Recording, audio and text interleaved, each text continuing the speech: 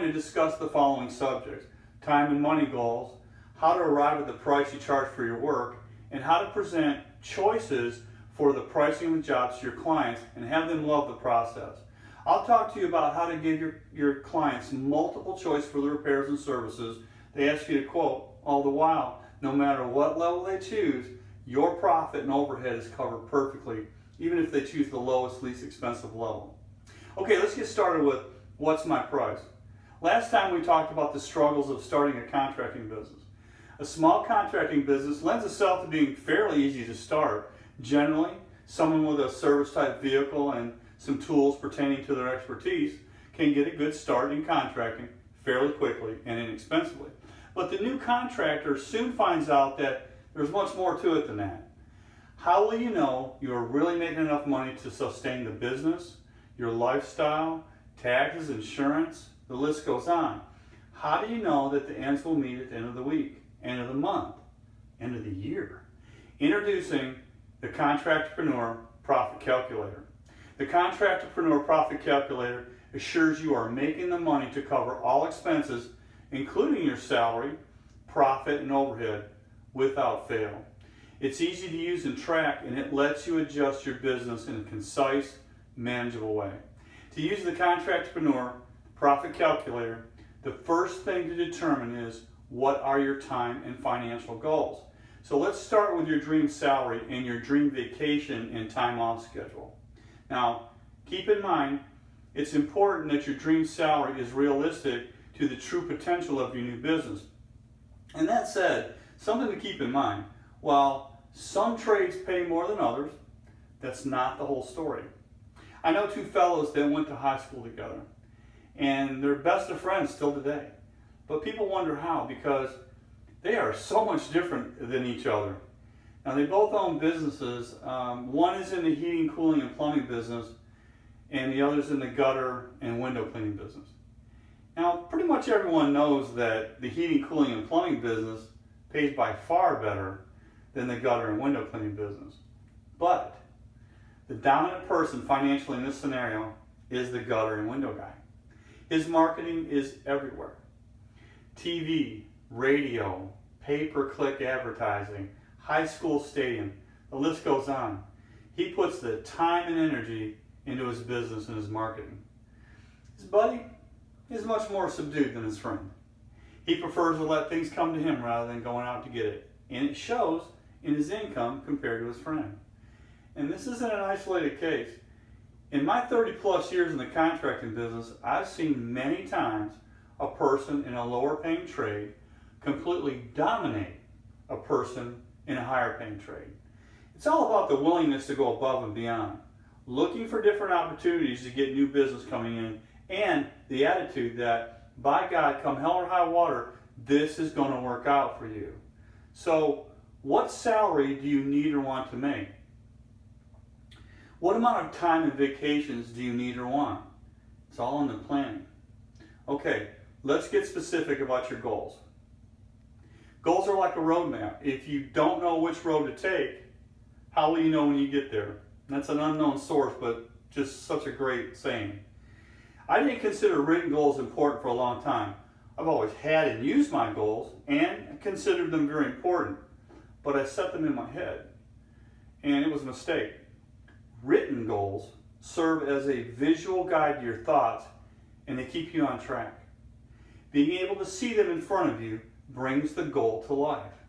I take a day or two during the Christmas holidays to plan the next year's goals on my calendar. I set time aside monthly in my schedule to review them without fail. And guess what? Many times the path to my goals change despite what I originally thought. Life happens. Count on the fact that life will throw you a curveball more often than not, and your path will need to change to realize that goal. The original goal may change somewhat as it ages and your thinking of it matures. Simply revise and keep on the path that allows you to realize that goal. Writing out your goals, following and tweaking them as necessary is a front row ticket to the game of success. So, what are your goals? Let's start with your personal goals. What do you want out of life? Out of your business? What is the perfect picture of your life in your head? Is it more time with family? To have a child or more children? To make more money? To be able to donate more money to charity or to your church? Possibly to travel more? It's all up to you. I'm going to go out on a limb here and figure you've heard all this before, but you have to envision the results of your dreams and goals and truly believe deep in your soul that they will work out for you.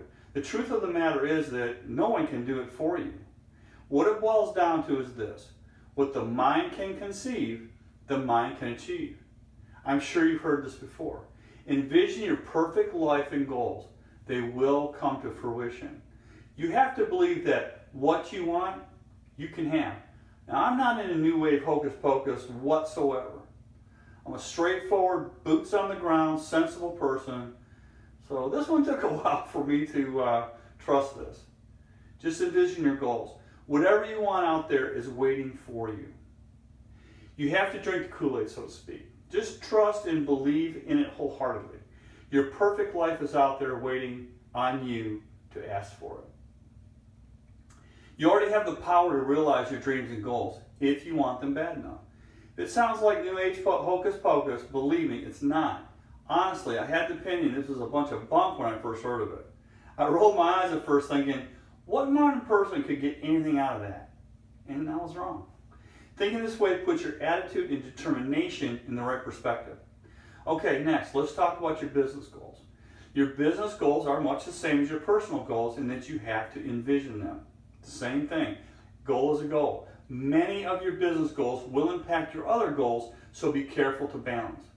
For instance, you may say that in order to get your business up and running, you'll dedicate a ton of hours to it. Could this amount of time possibly impact your personal goal of spending more time with your family? Well, it sure could. There's a balance, and you're going to have to find that. Now for your income goals. All goals are important, but income goals should be high on your priority list. Because let's face it, if you don't produce enough income, things are going to go south in a hurry. Financial goals and needs are different for everyone, but setting daily, weekly, and monthly income goals in the contracting business, as simplistic as that may seem, will keep you on track towards your annual income goals. When your daily income goals are met and you work towards your weekly and monthly income goals, your annual income goals just kind of take care of themselves. No more wondering if you'll make enough money to support your family in the way you want to become accustomed to. Keep a key eye on your daily income goal. If you're short that day, you can start planning right away about how do I get my income up tomorrow, the next day.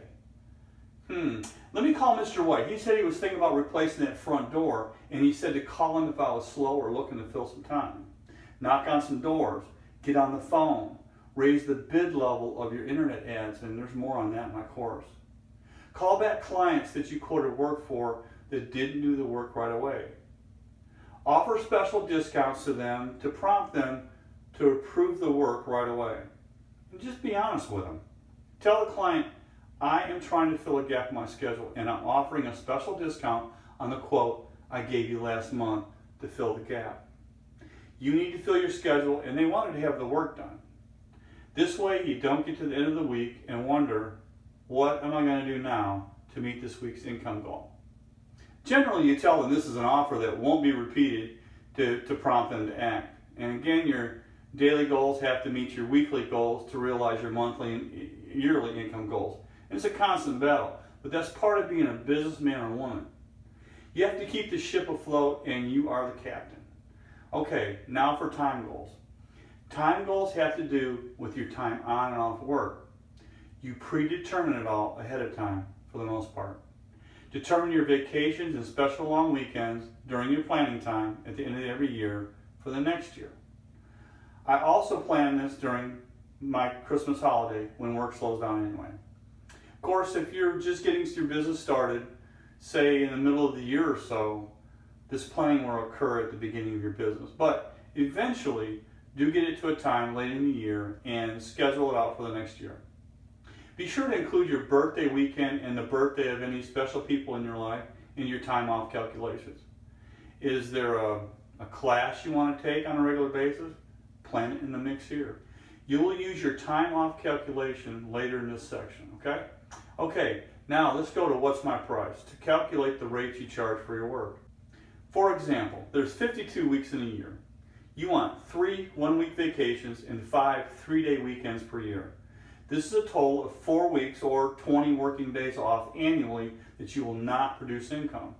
48 weeks of income producing days are left in your year. Now keep in mind, with my system, your weekends are free if you choose to have them. This is where you become a very powerful broker of your own time. No job or business should ever own you. And let's face it, most of us need to work. But how great is it to think that you now have the power to determine when and how much? Life was meant to enjoy, and while I personally love to work, I also love my time off and the choice to control it as I please. I love the freedom of making my own choices my business gives me. So once your financial and vacation goals are in place, then you can determine how to price your work. Okay, first and foremost, in determining your financial goals and pricing your work, you never quote jobs by the hour. In traditional terms, where your time on the job pays so much per hour, that is a dead end, and it will not only make you broke, but extremely tired from working all the time, just trying to make ends meet. Guess how I know about that one? If you think working by the hour and your new business is for you, honestly, please stop here and consider keeping refining the job. That outdated, stale business model just doesn't work in today's world. Things are just too expensive. Okay, back to what's my price. We talked about your time and money goals. Here we break down how to price your work and meet your financial goals head on. Keep an open mind here. The numbers we discussed are going to seem impossible. Don't think I'm entirely insane and walk away, okay? Just stick with me. There's a method to the madness, and at the end it'll all make sense and be completely achievable. Many contractpreneurs use this every day and are extremely successful at it, and you can be too. Again, you must understand, to have a contractpreneur, successful small contracting business, it's impossible to charge by the hour in traditional terms. Remember that, in traditional terms. It's important. You won't be charging for your work by the hour. There is so much more that goes into your price than just your labor. It's also important to understand that collectively, over time, your clients pay for your salary, overhead, and profit every time you go to their home or office to perform a service, okay? So how do you determine what to charge? Do you call your competitors who offer the same service, and don't forget the sweet voice, and see what they charge? Do you then price yourself somewhere in the middle and hope for the best? Well, it sounds like a great idea, but how do you know that they're making a profit? How do you know they're not struggling? A competitive price in the marketplace is important, but it isn't the whole story. You have to know your particular cost and what it will take to keep your particular business afloat and price from there. My system takes you through the steps to determine your cost and price your work profitably on every job. Okay? No guessing, no stress. All right, here we go. In your workday as a contractpreneur, how many hours are you actually performing the work that you get paid for? There's phones to answer, drive time back and forth to your home and jobs, meeting with the client, driving to supply stores, discussing, quoting, and selling the job, purchasing materials, lunch. When do you actually get to do the work? You can only bill for your time on this job, right? This is called your billable hourly efficiency, and you should expect to be about 50% efficient. If you only charge a simple hourly rate, which is time plus materials at a client's home or office, how do you get paid for all the other hours of tasks and costs that you must do to keep things running? You don't. It's all free in that business model, and there's no sense working for free. The answer is by calculating your billable hourly rate. Your billable hourly rate is the amount that you will charge per hour for your tasks. All right, bear with me. I know I said you can't charge by the hour, but I'm saying that you can't charge by the hour in traditional terms. Your billable hourly rate is a calculation of all your costs of doing business, including your salary, to build your job prices, and it's not discussed with anyone other than your accountant. As you quote your jobs, you will archive and build a price book of your services based on historic labor data, yours and others who do the same type of work that you do, on how long a particular job takes to perform on average. I want to show you how to determine exactly what amount of dollars it takes you to run your business, add in your salary, plus profit and overhead. Then you'll take that number and divide it by how many billable hours you have annually. This will determine your new hourly rate, okay? Most likely this number will be a lot higher than you ever think it would be. And I'll bet on that. The cost of living is high, and it affects the cost of doing business as much as everything else. Okay, stick with me, all right? Drink some more Kool-Aid here, you're gonna need it. Let's determine your billable hourly rate. When determining your price, you have to figure in all the costs that are involved in running your business. Advertising, vehicle purchase, vehicle maintenance, inventory, insurance, licensing, bank and credit card fees, and uniforms. And it goes on and on. And it takes a lot of cash to keep this train rolling. The list of business costs is called a chart of accounts and is generally kept in your accounting program. In the beginning of your business, you may not know what the exact cost will be for each item on the chart of accounts because everyone's business and costs are unique. Discuss historical business costs with your CPA, make phone calls to get estimated costs, or take educated guesses and adjust according to accurate quarterly. Every business is different, so your rate will be different than anyone else's. Just remember, after the first year, you'll have a history to look back on and base your numbers from there. Okay, in the next video, we'll go into more detail how to build your billable hourly rate.